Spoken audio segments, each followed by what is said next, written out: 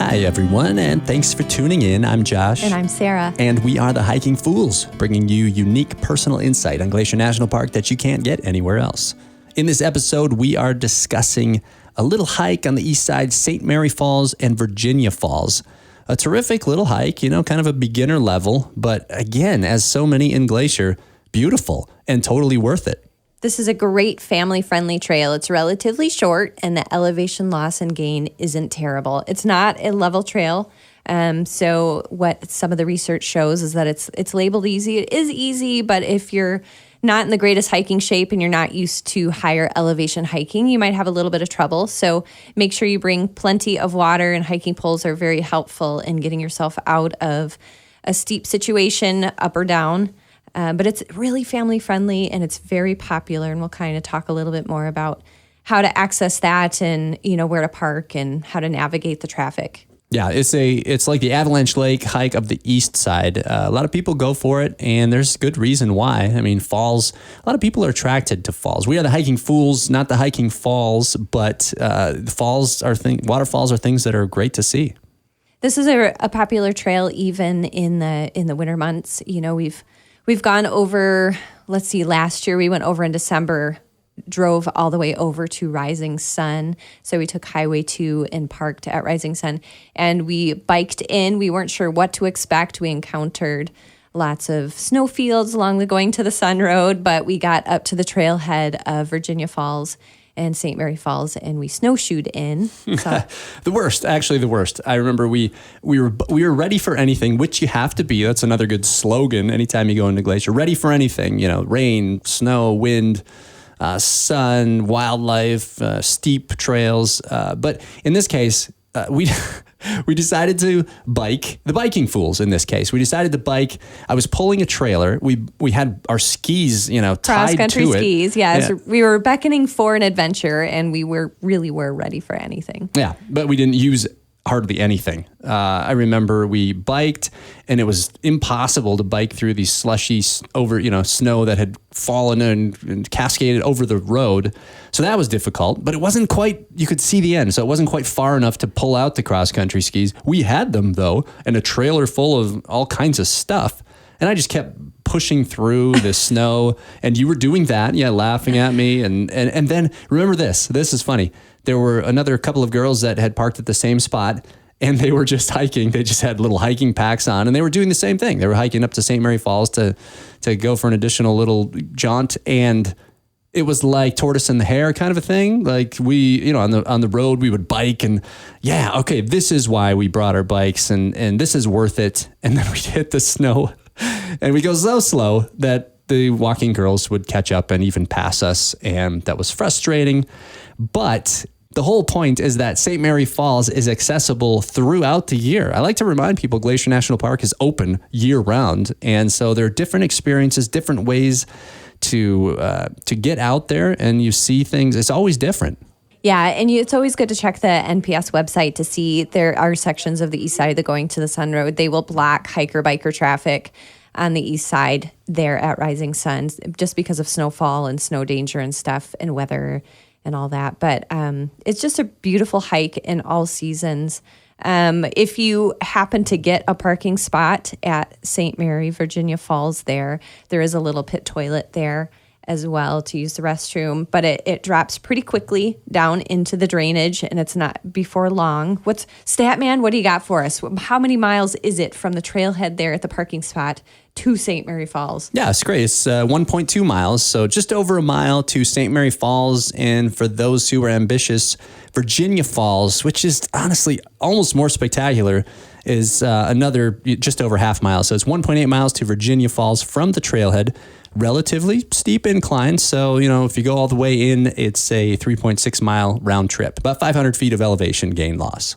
But Virginia Falls is really beautiful. It drops about 165 feet, and you can get right up to the base of it. It's great for pictures, and you hike along St. Mary River to get there between St. Mary Falls and Virginia Falls. And there's a lot of picturesque spots to pull over and take photographs. But St. Mary Falls drops around 35 feet in 3 separate tiers right over that Grinnell red rock. You'll actually notice a lot of red rock on this trail.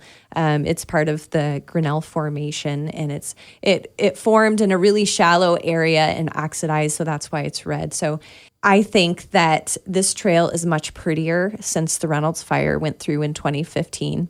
You'll notice hiking through some burn area there, but it kind of opens up and you have great views of the mountains around, and you can see bits of St. Mary Lake as well. You got Fusillade, Dusty Star. Yeah, there's a bunch there. I love standing at the St. Mary Lake overlooking. I think I've got it down. You got Red Eagle, Matatopa, Little Chief, and Citadel, and then Dusty Star comes off the edge of that. So it's a terrific mountain view, and you can see. She's right. You can see all of these mountains now that it's devastating and it's awe-inspiring. But the fires are a natural thing in the park, and now you have better views. Even going to the Sun Mountain and the reverse side of that, where there used to be a glacier, is viewable from this area. St. Mary Falls, Virginia Falls. You know what, Sarah, I love, you can see Virginia Falls. If you look closely from the Going to the Sun Road. Yes. You know, I mean, it cascades, and that's where you're going. It looks daunting, how do I get all the way in there? But little by little, step after step, and it's kind of neat to see from the Going to the Sun Road, especially after you've done this, because then you can look back and say, I was there. So like we said before, this is a really popular trail on the east side. If you have your own vehicle and you don't want to deal with the parking situation, it's a small parking lot at the trailhead there. You can park at Rising Sun or the entrance at St. Mary and jump on a free hiker shuttle. There's multiple stops and multiple ways to get to this destination of St. Mary and Virginia Falls, and we'll kind of talk about that. But the first stop, if you're coming up the east side from Rising Sun, is Sun Point, which you can access those falls from that spot.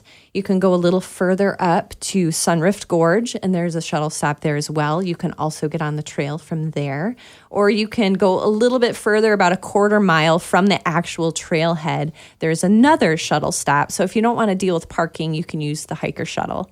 Good point. There are multiple ways to do this. There's not a ton of hiking right at the trailhead. So as Sarah mentioned, if you start from Sun Point and it's an extra 0.6 miles, if you start from Sunrift Gorge, Bering Creek's an extra 0.3 miles, but just keep in mind, if you do that, you're looking at more of like a 5-mile round trip. And we always recommend to visitors and do it ourselves is Sun Point is a great spot for lunch. There are picnic tables and restrooms and some terrific views of St. Mary Lake. Gosh, I love that beautiful deep blue color that St. Mary Lake stretches out before you. It's connected to Lower St. Mary Lake as you drive out of the park. And St. Mary's a really neat place. I mean, you've got basic things, basic needs like a gas station and some food, but they're really neat. There's a lodge there and a restaurant, and you can get some easy sandwiches to go, or you can sit down and have a meal. And ice cream, of course, is always high on the list for me. St. Mary Lake is the second largest lake in Glacier National Park. So it's extra beautiful. And in my opinion, we haven't done this yet, but if I was to go back and revisit this trail, I would park at Sun Point because you have 3 waterfalls you can view if you hike it from there. It doesn't add a whole lot of miles, like Josh said, about 5 miles round trip, 5 or 6 miles. But you see 3 waterfalls, and there's a few trail junctions. The signs are pretty well marked, and you just kind of follow those. But you'll first encounter, if you start at Sun Point, Bering Creek Falls before you get to St. Mary Falls and then Virginia Falls. So you see 3 beautiful waterfalls and lots of water sources. So if you want to filter water and not carry as much, I'm a big fan of that. So in my opinion, that's a great place to start. But if you want to shed some of those miles, there's other opportunity, like Josh said, at Sunrift Gorge, or if you want to make your way right to the trailhead. And we like it. Sarah mentioned the water filter, a Katadyn water filter. I think I pronounced that incorrectly in a different show. But water filter, snacks, you need to be prepared for any sort of hike. We like smart wool socks, and I wear Oboz shoes, and Sarah usually has something she's pretty loyal to. But make sure you get the equipment you need. It's not too cheap, to set yourself up for a hike, but when it comes down to it, an Osprey pack is just as good or a lot better than the basic. You're not taking. I used to hike with a backpack, the JanSport or something like that. A school backpack. Yeah, school backpack. Yeah, it is since college. And when I came out here, when I first moved out here, everybody looked at me like crazy. I had shoes that didn't have laces and a school backpack. And boy, they call me quick dry now. I had like cotton clothing, but sweat wicking, moisture wicking clothing is absolutely worth it anytime you're in Glacier National Park. You also don't need to be an REI poster boy. If you got what you got, go with it. Enjoy your hike. Build it up over time, right? You can't buy everything all at once, but buy one piece of good equipment and then the following year get another one and set yourself up. You'll be more comfortable and enjoy the experience more. We're taking a short commercial break, but stick with us. We've got more to say about this hike and another segment coming right up. Ever notice how a good trail mix has all the right stuff? Nuts for energy, raisins for sweetness, chocolate because chocolate. At Freedom Bank, we've got the right mix too. Personalized service, smart solutions, and technology to bank from anywhere in the Flathead Valley or beyond. Proud sponsor of Hiking Fools, because life's better with good snacks and a great bank. Member FDIC. Welcome back. We are the Hiking Fools, and we have been discussing the St. Mary Falls, Virginia Falls hike on the east side of Glacier Park. And we were talking earlier about doing this in all seasons. And Sarah and I we've done it in December. We've done it in the spring. Of course, the summer is popular. But last December, Sarah, what did we do? We had a great adventure up to St. Mary Falls. We saw some neat things. What was that like? Yeah, we discussed it earlier, but we biked, encountered some snow. We got to the trailhead and hiked in. And we encountered really, really big grizzly tracks. So just a little warning, you do have some bears that aren't hibernating in the winter months. If they're getting plenty of food source, usually it's Bruins, that's not sows with cubs. But they're out moving. And a lot of times the east side of the park, because the wind is so strong, the snow doesn't collect as much, except in, little corners where it can build up. So the bears are able to find food, and they benefit that from, working with the wolves and the mountain lions and stuff too. So just be bear aware. Even in the winter, we always carry bear spray. But it was a really fun adventure, and it's about 5 miles from Rising Sun up to the trailhead. So it's a 10-mile day. Yeah, 10 mile plus. Yeah, as we talked about, if the road is closed in the off season and you start at Rising Sun area, it's about 5 miles up to the trailhead, so you can bike, ski, or hike that portion, and then the Virginia Falls is 1.8 miles one way. So you're into the 13, 14 mile range if this is your adventure. And actually, Sarah, this is one of the first hikes we did. I looked back, we met in 2005 working in the park, and June 6th, 2 weeks after we met, we did St. Mary, Virginia Falls. It was a hot day. I have written down in my notes that you soaked your feet in the falls, which are ice cold, an ice cream foot ache. Is that a thing? That's kind of what we call it. Yeah, I like to say that. Like an ice cream headache, except on another part of the body. But we hiked all the way. Was it a contest? I think I won. I bet I won. I don't remember. I don't recall. But yes, it's kind of fun sometimes. We just did that this year too. Put your hand or foot into the water with somebody else and so you can last the longest, and be careful doing that. I don't know. It can't hurt you too much, but I guess if you have arthritis or something like that, it's not gonna do well for that. But yeah, we've had a lot of adventures, and I remember that Virginia was your grandmother's name, and so you really wanted to go in and check it out. And here we were, young love, and this has got a special place in our hearts.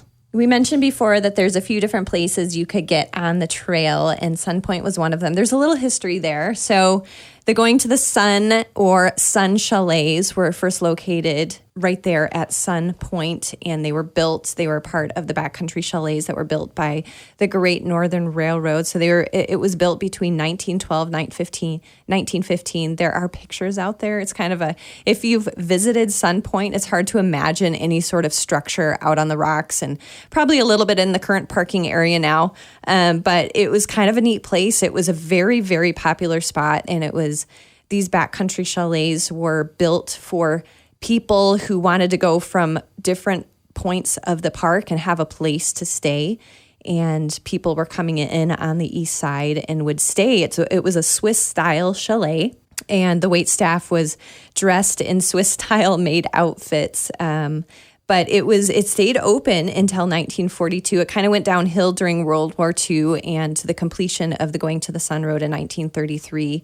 As people were able to access these areas of the park with their vehicle, that you didn't really need these backcountry chalets anymore. And eventually it was kind of torn down in 1948. But if you look that up, it's just kind of amazing to me to see the picture of this big dormitory style chalet. They even had laundry accessible in a dining hall right in the small little area. In fact, if I were around back then, I would want to stay in this place because it overlooks St. Mary Lake and it was beautiful. And the only way to get there before the construction of the Going to the Sun Road was to take a boat from Rising Sun or to take horses or pack mules up to the chalet. So it was kind of a popular area, one of the most popular spots to stay in early Glacier National Park. Yeah, I would have stayed there too. You said Swiss-style maid outfits. If you were there, we worked in the wrong place, man. We were in Lake McDonald Lodge wearing a polo shirt and khakis. I want to see. I wouldn't mind. I would stay there too. It was one of the most desirable alpine lodging destinations in America, in fact. And within 2 years of opening, the area was hosting around 3,000 guests per season. That's really popular in the early 1900s. For sure. Well, this east side of the park was explored a lot by George Bird Grinnell, right? I mean, that's the history. He's in this area, loved St. Mary Lake. Yes, if you read some of the books that were written by him or relatives written about him, there's some great books out there, but he spent a lot of time camping along St. Mary Lake with the Blackfeet and, hunting around that area before it became a national park. So it's kind of cool to see after you visited to learn a little bit of history. And all these books you can buy in a lot of the visitor center around Glacier National Park. There's a really good one out there right now about George Bird Grinnell. So go pick it up and read a little history and go visit some of these awesome places in Glacier National Park. Yeah, for sure. It's neat to know the history and it connects, the generations. And I want to say, coming back to today, St. Mary entrance is not ticketed. So you don't need a vehicle entry ticket on that side of the park. And as I mentioned, there's gas and food and supplies and restaurants. So it's not quite as primitive down at the junction of St. Mary, which also leads to Many Glacier and some other things there. So you can come at it from a few different ways. Over the Going to the Sun Road is obviously the most the prettiest route, but you can get there through the St. Mary entrance, and there's a little more freedom on that side. I really enjoy getting ice cream at the St. Mary lodging area where they have the restaurant and the little lodge there, and they've got a little gift shop and a cafe. They've got some really good ice cream in there. So quick recommendation if you're looking for a pick-me-up, or like Josh likes to say, lube the joints with the ice cream post-hike. I do. For some reason, I figure if bones need calcium and you're on hike, that ice cream sort of flows into coat those joints and makes you feel a lot better. And it's I've used that a lot, and I don't know if anybody believes it, but it's not a lie if you believe it. So back to the hike too, we are talking about the whole area just so you get a good understanding and a perspective on it. But St. Mary Falls hike itself, it's interesting. There are a couple of small creek crossings, or at least babbling brooks, and there's a few rocks to balance on, and some loose rock and some minor ledges. After you leave St. Mary Falls and head toward Virginia Falls, the landscape kind of changes and you're up on a little bit of a ledge there, or at least a side hill. I mean, it's not dangerous, but then you get into the woods and it's almost like a mossy area. The closer you get to Virginia Falls, it's very misty. It's the Misty Mountain morning, and it's a great hike with a lot of different features. And if you happen to start at Sunrift Gorge, make sure you go check out Sunrift Gorge. It's kind of a neat landscape formation. So you got Bering Creek that has kind of plummeted down and carved a big section, a little gorge actually, from right into the mountain, and it's kind of narrow and cool. And I just remember when we first visited back when I first worked in Glacier Park, 21 years ago, we visited that spot. And apparently if you stand up at the little overlook and you're looking into Sunrift Gorge, you can see a face down in the rock. So if you look closely, you can see it's kind of a blue section. Tell me if you've seen it. You're probably going to look for it now. But it's still there and it's still visible, and it's kind of an interesting thing. Wow, that is cool. And just a reminder, too, the way the park connects the proximity of all these different hikes. We just talked last episode about Cy Pass, and Sunrift Gorge is where that trail ends or begins based on the direction you're doing it. But so you're coming down Cy Pass to Sunrift Gorge, and then you know that area, you can springboard from there and hit St. Mary, Virginia Falls. You can head out this way and, towards St. Mary and head into Many Glacier north of there. So it's just neat to understand the layout of Glacier National Park, all the different things that you can access. And once you've done one or two of them, then the next one starts right there. And that's what we're trying to do too through this show, is take you through Glacier National Park, all the hikes and how they connect. And you can really enjoy the entirety of this park. And I don't know, Sarah, I don't know if it's true. One last little fun fact. Everybody tells me that Forrest Gump, in some scene in that movie, he's running here on this road with the mountains in the background. Everybody constantly says, there's celebrities around and they have a shack on this lake and that, and there's a movie scene here. Is that true? I don't know. It is true, yeah. So if you're entering St. Mary and I think it's before you actually go through the St. Mary entrance, either right before or right after, but there's a creek that runs through and there's a bridge that's made out of stone, like many of the bridges in Glacier National Park. But that's where the scene where Forrest Gump is running and he's running across America, it shows a quick 5-second scene of him running with mountains behind him, and it was filmed right there. Go check it out, look at it. You'll know it when you see it. Yeah, that's pretty neat. There's so much going on. Glacier is a lovely place. We're in love with it, and we want to share that with you. And we hope you're getting some great tips and tricks to enjoy the best hikes in the park. And we ask you to tune in next time. We'll be talking more about further hikes in this area. And remember to follow this podcast on Apple or Spotify. I'm Josh. And I'm Sarah. And we are the Hiking Fools, encouraging you to always go.